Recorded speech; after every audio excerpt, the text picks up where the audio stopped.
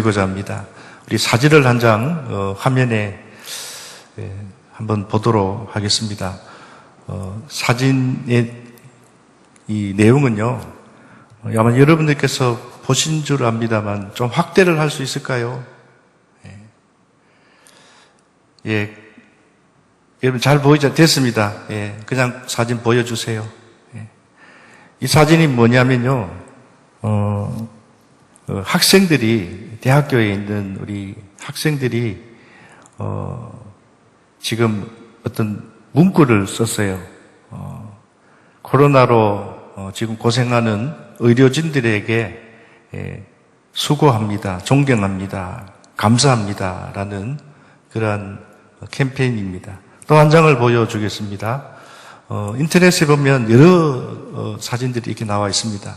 아마 여러분들 가운데는 모르시는 분들도 많을 거예요. 요즘 뭐 코로나로 인해서 이런 캠페인이 일어나고 있는지. 근데 사회적으로 또 뭐 굉장히 이슈가 되고 할 만한 것은 아니라고 생각합니다만은 여기에 보이는 것은 이 청도에 있는 일하고 있는 그 직원들이 코로나로 지금 고생하는 방역 관계자들과 그리고 의료진들에게 고마움의 표시로 그렇게 수고한다, 감사한다라고 그렇게 문구를 썼어요. 코로나 이 사태 와중에 정말 수고한 분들이 여러분 참 많습니다. 우리는 뭐 우리 건강을 지키기 지금 바쁜데요. 지금 여러분 아시는 대로 방역 당국 관계자들 특별히 뭐 많습니다만은 요즘 뉴스에 이 브리핑을 할 때 질본부장의 그 정은경 씨 여자분이잖아요.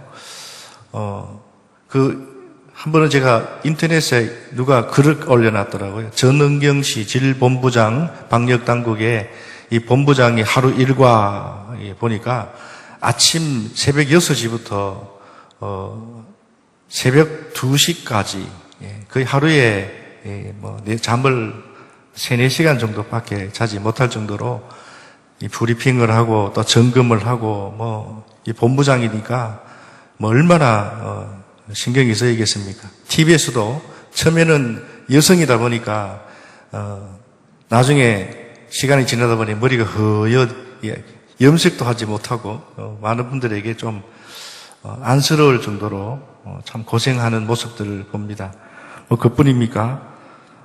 의료진들 지금 코로나로 인해서 확진자들 중에 제일 많이 지금 영향을 받은 사람들이 수고하고 있는 의료진들입니다. 의사들이, 간호사들이 확진이 많이 걸렸다고 합니다.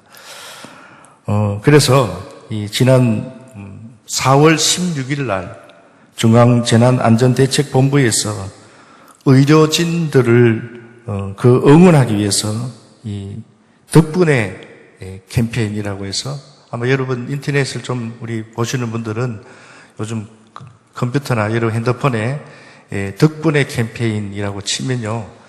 공공기관, 학교, 여러 단체에서 또 심지어는 교회에서 이 프랜카드를 걸고 정말 의료진 수고한다. 그래서 어떤 분들은 기부도 하고 또 뭐 먹을 것, 거리 이런 것들을 또 갖다 주기도 하는 이런 아주 좋은 캠페인이 지금 또 벌어지고 있습니다. 여러분, 제가 오늘 말씀드리고 싶은 것은 덕분에 우리 한번 마스크를 꼈습니다만 한 번만 따라 했으면 좋겠습니다. 함께 했으면 좋겠습니다. 덕분에. 예. 여러분, 이 덕분에라는 말은 참 정말 아름다운 말입니다. 누구 때문에가 아니라 당신 덕분에, 아무개 덕분에 이 말을 하는 사람도 기분이 좋고 듣는 사람도 참 기분 좋아요. 지난주에 제가 잠시 언급했습니다만 자연절교 김광수 목사 때문에 코로나가 확진이 돼가지고 교회가 문을 닫고 이런 말을 하고 다니는 사람들이 있었대요. 황당한 이야기지만 실제로 그래서 자연시장의 분들, 관계자분들에게 잠시 물어보니까 난리가 났다는 겁니다. 그래서 야 이거 어떻게 해야 되나. 괜히 나 한 사람 때문에 교회가 좀 표현이 욕을 얻어먹을 수 있느냐. 내가 가서 자연시장에 가가지고 막 큰 소리로 나는 확진자가 아닙니다. 이렇게 말할 수도 참 없고 그러나 생각해 봤어요. 우리가 세상을 살다 보면 항상 당신 덕분에, 누구 덕분에 라는 이 말 참 듣기도 좋고 말하기도 좋은데, 그러나 이런 말만 우리가 듣고 말하는 것은 아닙니다. 때문에라는 말을 할 때도 있고 들을 때도 있습니다. 방금 말씀 물론 헛소문이지만 때문에, 누구 때문에. 이 누구 때문에라는 말은 원망과 비난과 책망이 거기에 분노가 거기에 담겨 있습니다. 여러분, 이 누구 때문에, 아무개 때문에 이 말을 하는 사람도 사실은 기분이 나쁘고 듣는 사람도 기분이 나쁩니다. 저는 그렇지 않음에도 불구하고 들으니까 덕분에라고 하면 김광수 목사님 덕분에 참 좋다 이런 말을 들으면 설사 그게 아닐지라도 이런 소문은 좀 났으면, 그런데 아닌데도 불구하고 누구 때문에라는 말로 인해서 아니지만 그러나 마음이 그렇게 편치 못하더라고요. 여러분, 이런 말을 많이 할수록 세상은 복잡하고 더 혼란스러워질 것입니다. 한 번은 제가 고속도로를 운전하고 가는데요. 도로에 차가 너무 많이 밀리는 거예요. 그래서 아마 사고가 났든지 아니면 교통 통제를 하는지 모르지만 그 시간에는 오후 시간이기 때문에 잘 빠지는 시간임에도 불구하고 이상하게 차가 막히는 거예요. 여러분도 아마 그런 경험들을 아마 한 번씩 하셨을 겁니다. 1시간 동안 차가 꼼짝을 하지 않는 거예요. 그래서 결국은 거의 1시간 가까이 지나니까 앞차들이 서서히 이제 빠져나가기 시작합니다. 그래서 앞으로 나가보니까 큰 대형 트럭이 짐을 실었는데 아마 그 짐을 너무 많이 실다가 교통사고가 난 것이 아니고 그 트럭이 운전을 어떻게 했는지 몰라도 거기에 있는 그 트럭에 있는 그 상자들이 막 너부러져 가지고 4차선 도로에, 그 고속도로에 그 차들이 지나가면 사고가 나니까, 그래서 그거를 치운다고, 그래서 1, 2차선은 막고 3, 4차선으로 겨우 차가 지나갈 정도로 그렇게 경찰들이 와서 수고를 하는 것을 봤습니다. 그날 많은 사람들이, 저도 똑같은 생각을 했습니다. 저 운전사 때문에 저렇게 많은 짐을 실으니까 저런 사고가 나지. 많은 사람들이 불편을 겪고 또 얼마나 많은 일들이 어그러졌겠습니까? 성도 여러분, 그런데요, 문득 이런 생각을 우리가 한번 해볼 수 있습니다. 나는 과연 지금 말입니다. 오늘 여러분들은 과연 지금 덕분에, 누구 덕분에, 당신 덕분에 라는 말과 또 당신 때문에 라는 이 말 중에 어떤 말을 우리는 듣고 지금 살아가고 있습니까? 부지불식간에 혹은 우리는 여러분 완벽할 수는 없잖아요. 저도 목사입니다. 여러분도 하나님을 믿는 하나님의 자녀들이지만 우리가 다 완벽하지는 못하잖아요. 때로는 본의 아니게 실수도 할 수 있어요.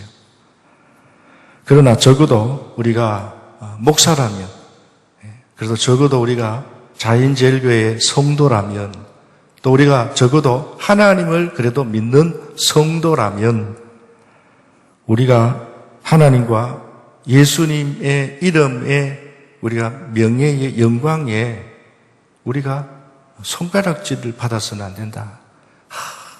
당신 때문에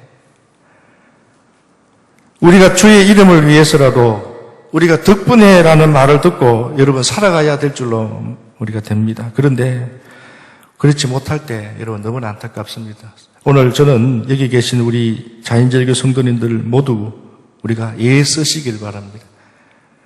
덕분에 목사님 덕분에, 장로님 덕분에, 집사님 덕분에, 우리 성도님 덕분에, 옆에 있는 우리 동력자들, 우리 서로 덕분에, 우리만이 아니고 또 오늘 교회를 벗어나서 아이고 누구 덕분에 참 우리가 참 덕을 본다. 참 우리가 피해를 보고 상처를 받는 것이 아니고 덕분에 우리 자인제일교회 덕분에 우리가 힘이 납니다. 여러분, 우리 모두가 덕분에라는 말을 들으며 살아가는 저와 여러분들이 되시기를 주님의 이름으로 축원합니다. 오늘 본문에도 여러분, 바울 때문에 아니라 바울 덕분에 라는 말을 듣게 된 사건이 오늘 성경에 기록이 되어 있습니다. 오늘 우리가 잘 아는 바울은 복음을 전하다가 결국은 복음 때문에 감옥에도 여러 번 가고 많은 고난을 받았습니다. 사도행전 27장이니까 사도 바울의 마지막 이제 그의 말년에 사도 바울이 체포가 되고 결국 로마에까지 재판을 받게 되는 과정이 나옵니다.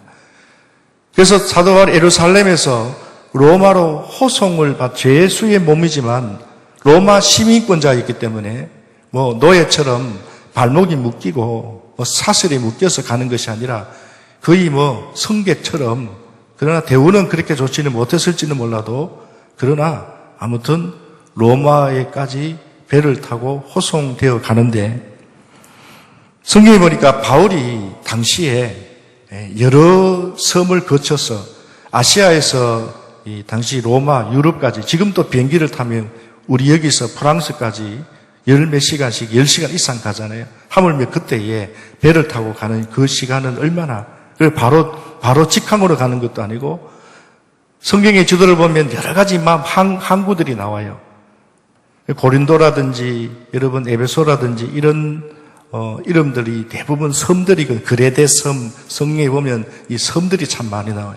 그 섬들에 정박을 해서 또 겨울까지 기다렸다가 또 배를 타고 로마까지 가는데, 한 번은 바울이 탄 배가 한 항구에 정박을 하고 이제 다시 배를 타고 로마로 가야 되는데, 바울이 가만히 생각해 보니까 지금 가면 왠지 위태로울 것 같은 마음을, 아마 하나님이 바울에게 그런 마음을 주신 것 같아요. 오늘 성경의 내용을 보면 바울이 배사람도 아니고 배를 주로 탄 선장도 아니고 선주도 아닌데, 그래서 오늘 바울이 백부장에게, 로마 백부장에게, 자기를 호송하는 그 군인의 이 대장 백부장이죠. 백부장에게 어떻게 제안을 하냐면은, 여러분 오늘 본문 말씀을 우리 한번 보도록 하겠습니다.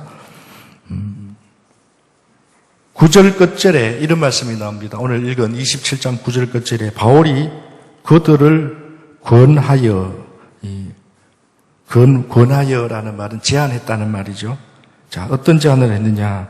10절을 우리 한번 같이 읽어볼까요? 10절 말씀 같이 읽습니다. 시작. 말하되 여러분이여, 내가 보니 이번 항해가 하물과 배만 아니라 우리 생명에도 타격과 많은 손해를 끼치리라 하되. 그러니까 이 말은 무슨 말입니까?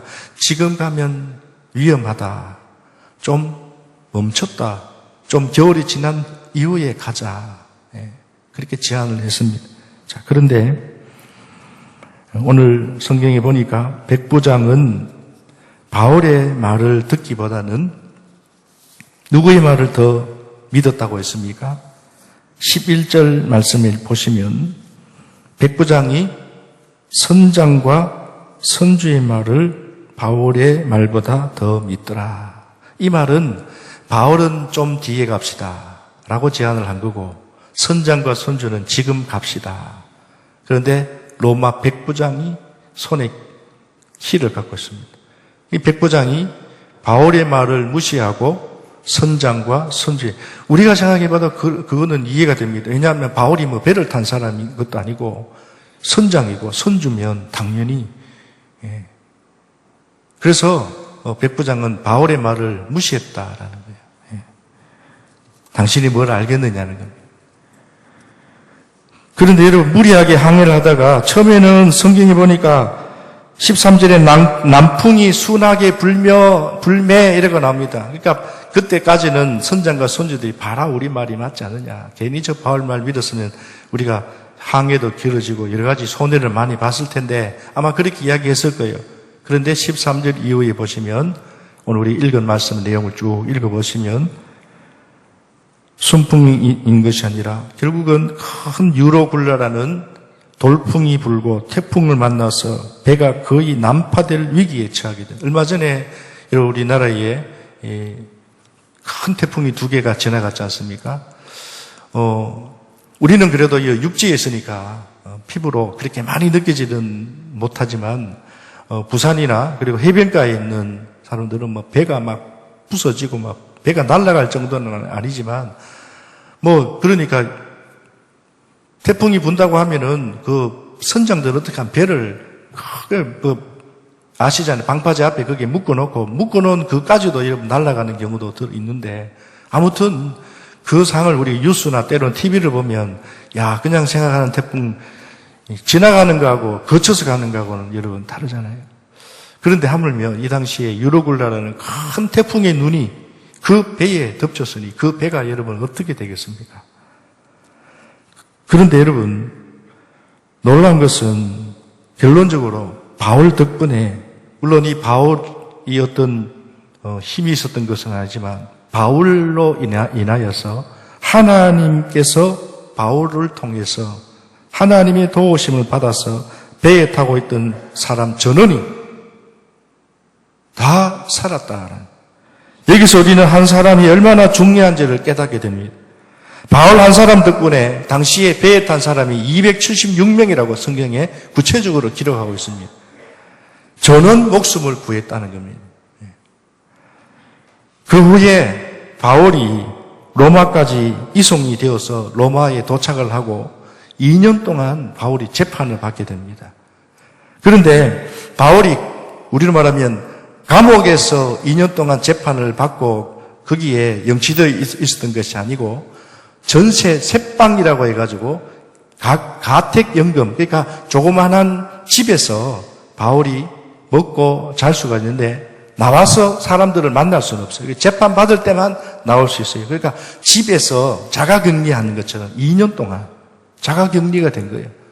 근데 놀라운 것은 비록 자가격리가 되어서 자유롭지는 못했지만은 그러나 사도행전 28장 말씀해 보니까 많은 사람들이 바울의 집에 와서 복음을 듣고 그 복음을 들은 사람들 가운데 변화를 받은 사람들은 당시 로마의 교통요지입니다. 로마의 뚫린 도로를 통해서 많은 사람들이 복음을 전파했으리라 짐작이 됩니다. 말하자면 바울이 유럽을 비롯한 세계 복음화에 크게 기여한 사람 중에 한 사람이 바로 바울이었다. 하나님께서는 그런 계획을 바울을 통하여 가지고 계셨다라는 겁니다. 여러분 이처럼 한 사람 덕분에 놀라운 열매들이 일어나는 것을 우리는 성경을 통해서 오늘 바울이라는 이 한 사람을 통해서 우리가 깨닫게 됩니다. 그런데 안타깝게도 여러분 한 사람 때문에 나쁜 일이 일어날 수도 있습니다. 대표적인 사람이 누굽니까? 바로 성경 창세기 제일 먼저 나오는 인류의 시조 바로 아담입니다. 범죄한 아담 때문에 아담 덕분이 아니라 범죄한 이 아담 때문에 모든 인간이 죄인이 되었고 우리는 원죄를 가지게 되었고 그로 인해서 죄의 삭선 사망이라 영원한 사망에 빠지게 되었다. 아담 때문에 사람 때문에 그러나 너무 감사한 일은 예수님 덕분에 주님 덕분에 우리의 죄와 사망에서 우리가 구원을 받아서 또 영생을 얻게 되었다라는 거예요. 우리는 죄인 되었기에 아담 때문으로 인하여서 우리는 죄에 빠지게 되었고 우리는 영원히 살 수 없는 지옥 형벌에 우리는 사망에 이르게 되었는데 예수님을 믿음으로 다시 말해 예수님 덕분에 우리는 다시 영생을 얻게 되었다라는 겁니다. 얼마나 여러분 감사한 일입니까? 성경에 보면 한 사람 덕분에 많은 사람들이 은혜를 받은 예도 있고 한 사람 때문에 많은 사람이 고생을 한 예도 있습니다. 여러분 그런데 성경만이 아니 지금 또 마찬가지입니다. 지금 또 우리가 살아가는 우리 삶 가운데 그 한 사람 때문에 그런 말 하잖아요. 대통령 덕분에 대통령 때문에 이거는 우리의 판단에 달려있지만은 우리가 사람을 다 판단하고 정죄할 수가 없잖아요. 그러나 성경에도 분명히 나와 있잖아요. 창세기의 요셉 덕분에 그 주인의 집이 복을 받았어요. 요셉 덕분에 요셉은 억울하게 누명을 쓰고 감옥에 갔지만 그러나 놀라운 것은 그 요셉 덕분에 그 간원장 중에 술 맡은 관원, 떡 맡은 관원, 느헤미야 시대의 그 관원장들의 이야기처럼 그 요셉도 그 감옥에서 꿈을 해석함으로 인하여 간수장이 나중에 복직이 되고 복을 받게 되잖아요. 나중에 요셉이 애굽의 총리가 된 후에도 그의 하나님 주신 그 지혜로 선정 덕분에 애굽은 물론이고 주변 나라들까지 여러분 복을 받게 되었습니다. 이 모든 게 요셉 한 사람 덕분에 일어난 일입니다. 반대로 많습니다만 한 가지 더 예로 반대로 여수아서에 보면 아간에 대한 말씀이 성경에 나옵니다. 하나님의 은혜로 이스라엘이 큰 성 여리고를 손 하나 까딱대지 않고 말씀에 순종해서 여리고성이 무너졌습니다. 그 다음에 작은 아이성이 있습니다. 그때 그들이 생각했습니다. 이만한 성도 하나님께서 무너뜨려 주셨는데 요거쯤이야 생각을 하고 전쟁을 하다가 참패를 당하게 됩니다. 3,000명이 죽었습니다.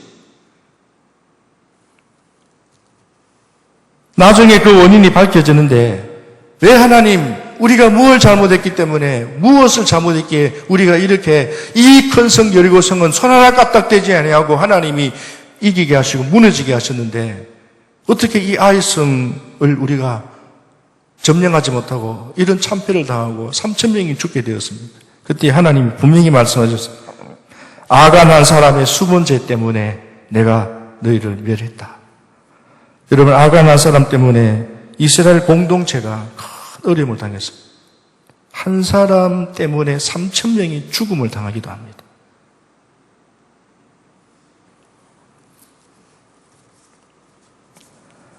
이런 사례들을 보건대 저와 여러분들은 어떤 삶을 여러분 살아야 되겠습니까? 우리가 성경의 인물들만이 아니라 오늘 또 우리 주위에 저 사람, 저 지도자 때문에 저 사람 때문에 수많은 사람들이 많은 사람들이 피해를 당하고 어려움을 당하는 것을 우리가 봅니다마는 그러나 오늘 이 사례를 보건대 저와 여러분들은 그러면 어떤 삶을 살아야 되는가? 나도 저 사람 때문에 참 피해를 봤다고 말하지만 다른 사람들도 나 때문에라는 말을 여러분 우리가 들어서는 안 된다는 말. 예수님 덕분에 우리가 구원받은 우리가 자녀로서 우리는 예수님의 그 뒤를 따라가야 합니다. 그런데 만약에 나 때문에 다른 사람들이 해를 당하고 나 때문에 속한 우리 가정, 나 때문에 속한 우리 교회, 나 때문에 속한 내 이웃, 나 때문에 속한 내 주위의 사람들에게 어려움을 우리가 주지 않도록 우리는 어떻게 해요? 늘 조심해야 되는 줄로 믿습니다.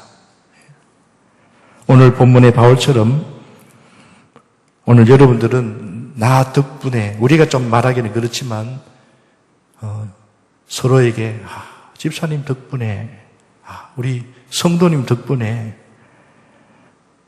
내가 이런 참 뜻하지 않는 은혜를 받았다. 참 감동을 받았다. 덕분에 우리 속에 우리 속한 여러분 직장, 우리 여기 속에 속한 이러한 모임들이 참 너무 좋아졌다. 이런 소리를 들을 수 있는 우리 자연제의 성도님들이 되시기를 다시 한 번 더 주님의 이름으로 축원합니다. 여러분 그러면 구체적으로 우리가 어떻게 해야 우리가 다른 사람들이 우리들 덕분에 나 덕분에 우리가 잘 됐다고 말할 수 있게 할 수가 있습니까? 여러분 그 비결은 오늘 바울을 통해서 우리가 배울 수가 있습니다. 여러분 바울은 어떤 사람입니까? 여러분 바울은 말씀의 사람이었습니다. 바울은 항상 말씀 안에 살았습니다. 항상 우리가 살아가면서 여러분 삶의 지혜가 있잖아요. 그 삶의 지침이 하나님의 말씀이었다는 거예요. 성공한 사람들의 그 삶의 지침들을 보면 하루 일과를 보면 하루에 24시간의 모든 삶 속에 그들의 철학이 있고 그들의 지침이 있잖아요. 오늘 여러분도 마찬가지입니다. 그냥 하루에 일어났다가 그냥 잠 오면 자고, 여러분 그렇지 않을 거예요. 물론 사람들마다 다 다르겠지만은 각자의 하루의 일과가 있잖아요. 그 일과 속에 오늘 우리가 잊지 말아야 될 거, 하나님이 주신 말씀, 이건 나침반과 같다라고 했습니다. 이거는 목회자만이 아니라 오늘 여기 계시는 저와 여러분들은 하나님의 자녀로서 마땅히 삶의 지침서가 있습니다. 그것은 바로 하나님의 말씀입니다. 바울은 항상 말씀 안에 살았습니다. 그리고 두 번째로, 바울은 기도의 사람이었습니다. 바울은 항상 깨어 기도했습니다. 기도는 제가 여러분들에게 강조하지 않아도 여러분 잘 아시리라 생각합니다. 우리는 다 알고 있습니다. 그러나 실천하기가 어렵다는 거예요. 바빠서, 일 생겨서, 무슨 일로 인해서. 그러나 바울은 그런 속에서도, 그 일과 속에서도 기도를 빼지 않았다. 그리고 바울은 사명을 위해 살았던 사람입니다. 크게 세 가지 더 있습니다만, 크게 말씀의 사람, 기도의 사람, 사명자의 삶을 살았다. 이런 마찬가지입니다. 오늘 저와 여러분들도 말씀 안에 살고, 어떤 상황 속에서도, 어떤 힘든 속에서도 기도하고 있는 사람, 그리고 사명을 놓치지 않는 사람.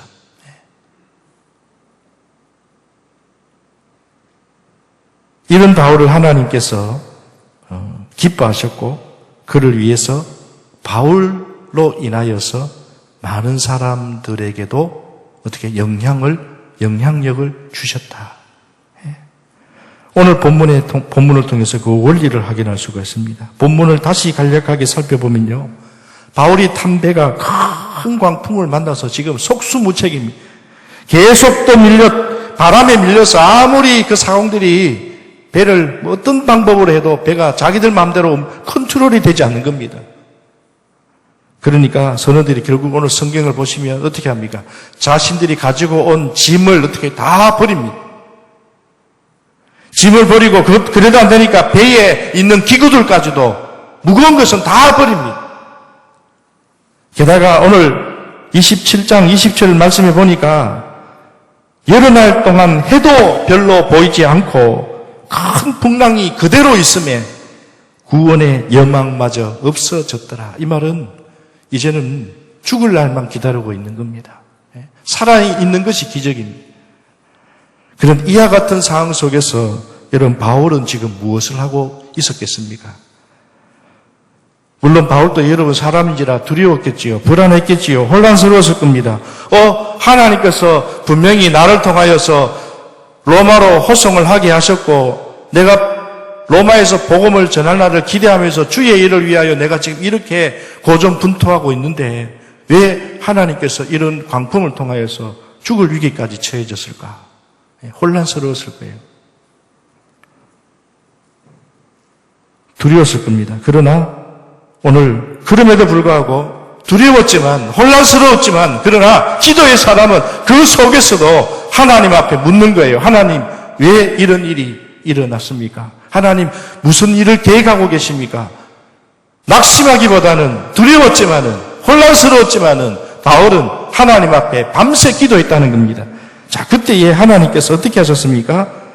천사를 그에게, 하나님의 사자를 그에게 보내주셨다고 성경은 말하고 있습니다. 우리 마지막으로 23절과 24절 말씀을 우리 한번 같이 읽어보도록 하겠습니다. 23절과 24절 말씀 같이 읽습니다. 시작.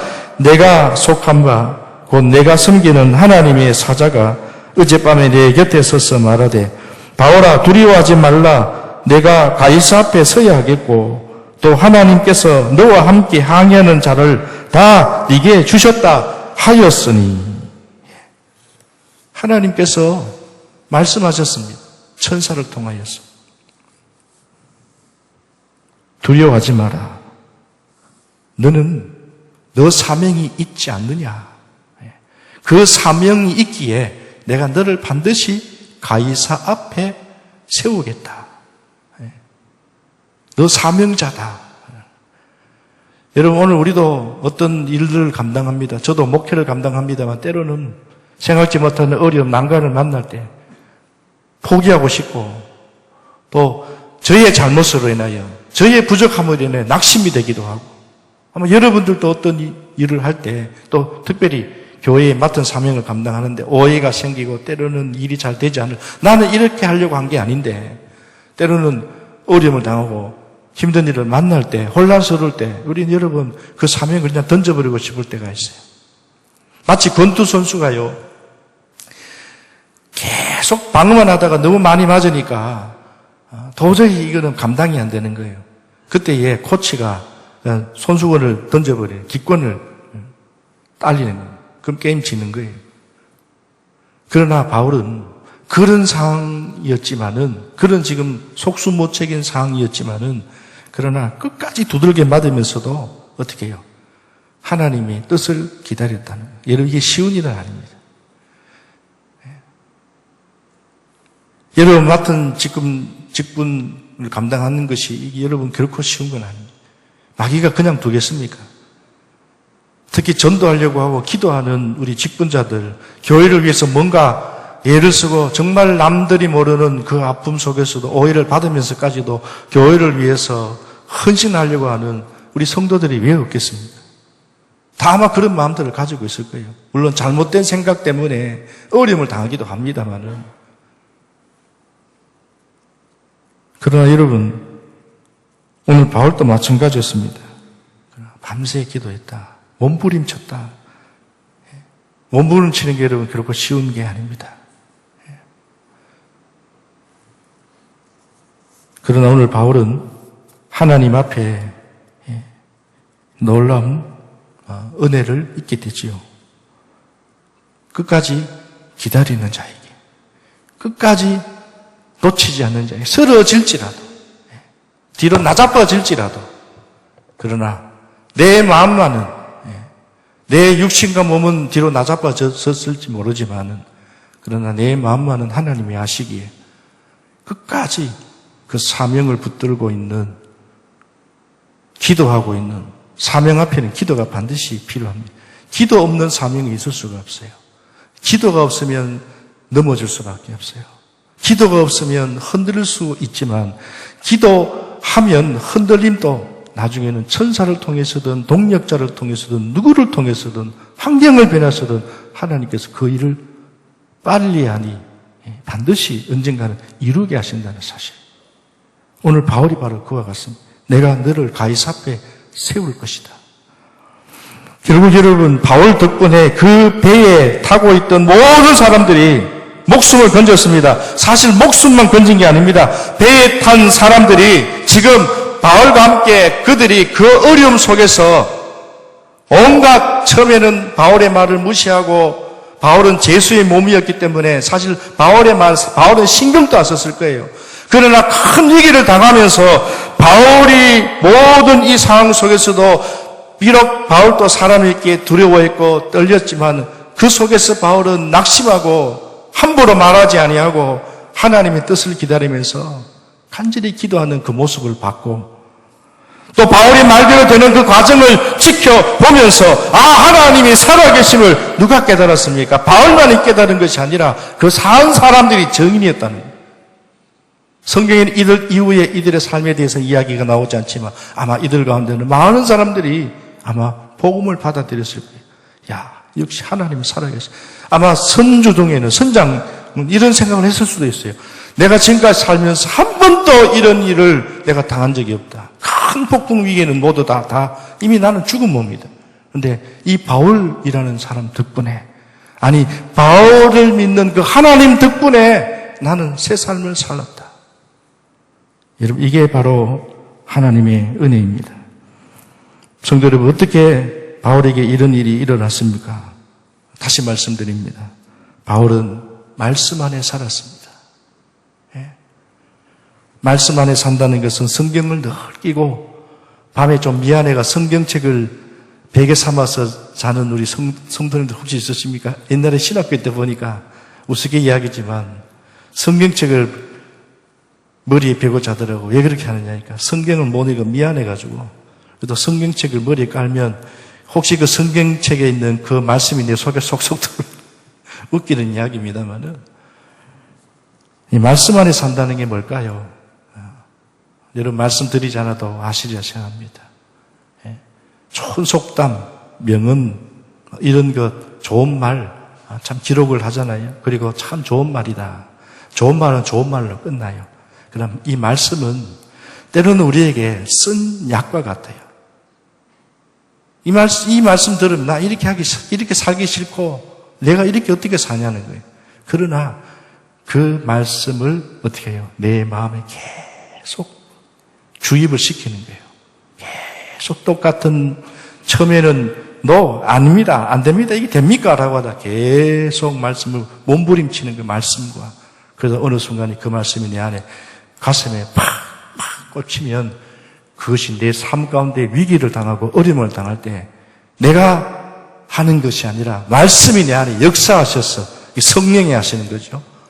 바울이 그냥 남들보다 배짱이 좋고 뭔가 믿을 구석이 있어서 그런 게 아니라는 거예요. 하나님께서 그 말씀이 역사를 하기 시작하는 거예요. 믿음의 진가는요, 위기 때 알게 됩니다.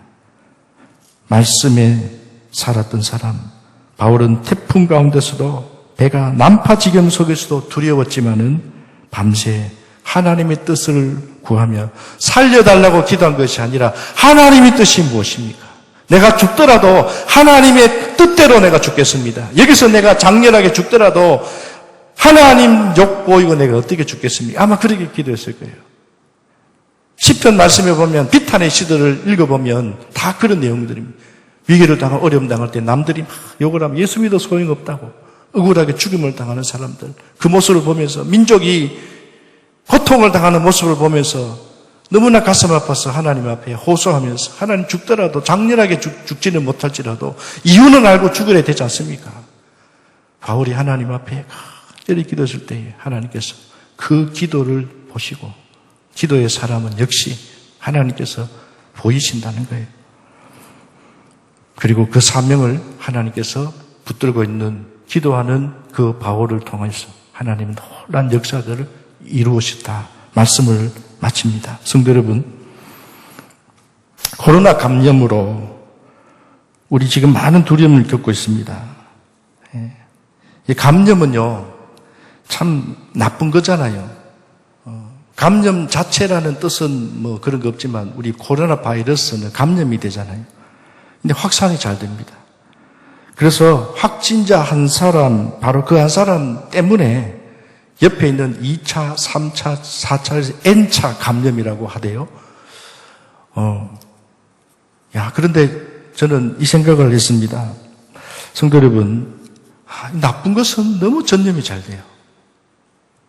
그래서 한 사람, 얼마 전에도 보니까 대구의 택시 기사분이 코로나 확진이 되었는데 5일 동안 몰랐다는 거예요. 그 5일 동안에 택시를 탄 사람이 카드 결제한 사람 147명 전수조사가 들어갔다고 하대요. 뭐 몇 명이 확진이 나올지는 모르지만 또 그런 일들이 지금 우리로 많이 듣잖아. N차 감염.